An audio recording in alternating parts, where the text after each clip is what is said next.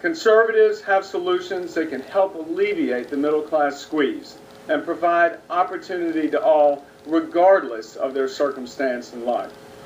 And I will continue to fight for each and every American who's looking to better themselves and help their families by pursuing the American dream. While I will not be on the ballot in November, I will be a champion for conservatives across the nation who are dedicated to preserving liberty and providing opportunity. Truly, what divides Republicans pales in comparison to what divides us as conservatives from the left and their Democratic Party. I hope that all Republicans will put minor differences aside and help elect a Republican House and Senate so that we may all benefit from a proper check and balance that leaves our nation more secure, more prosperous, and freer. The United States of America is the greatest gift to mankind, and I'm confident that our nation will overcome every struggle, exceed every challenge, and share the message of freedom, prosperity, and happiness to all liberty-seeking people around the world for decades to come. Now, while I intend to serve out my term as a member of Congress from the 7th District of Virginia, effective July 31st, I will be stepping down as Majority Leader. It is with great humility that I do so, knowing the tremendous honor it has been to hold this position. And with that, I'm delighted to take some questions. Why did you lose last night, and what can the party learn from your loss last night? You know, I'm going to leave the political analysis to y'all. I know that my team worked incredibly hard. They did a tremendous amount of work. I'm proud of their work. I'm grateful for what they did. And in the end, the voters chose a different candidate.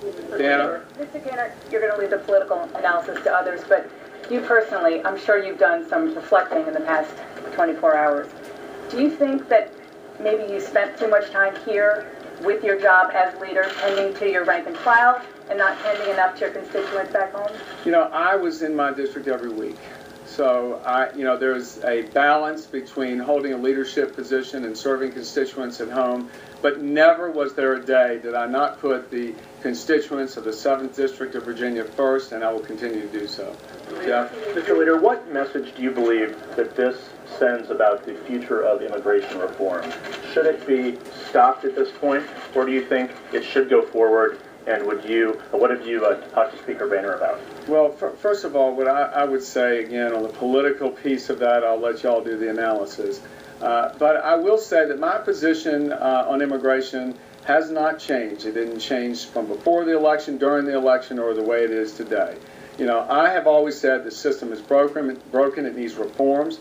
I think it is much more desirable and frankly doable if we did it one step at a time, working towards where we have common ground and believe things in common.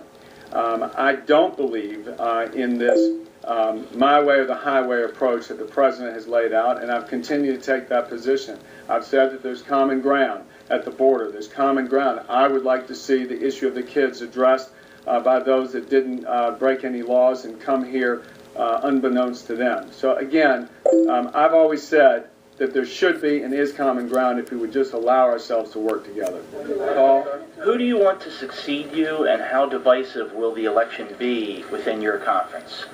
Well, I don't know who it is that will actually be running. I can tell you that if my dear friend and colleague Kevin McCarthy does decide to run, I think he'd make an outstanding majority leader, and I will be backing him with my full support. So, yeah. I'm curious. A lot of focus has been on the policy side, but on the policy side, people are wondering what this means for some things like the Export-Import Bank reauthorization. You touched on immigration and some other things that are going on. Is this sort of the end of the legislating of this Congress, or do you think this Congress can still get those big things done? We've got obviously this month and next we are very full on the floor with appropriations measure that my team and the committees are working on. We have got CFTC authorization. We've got some energy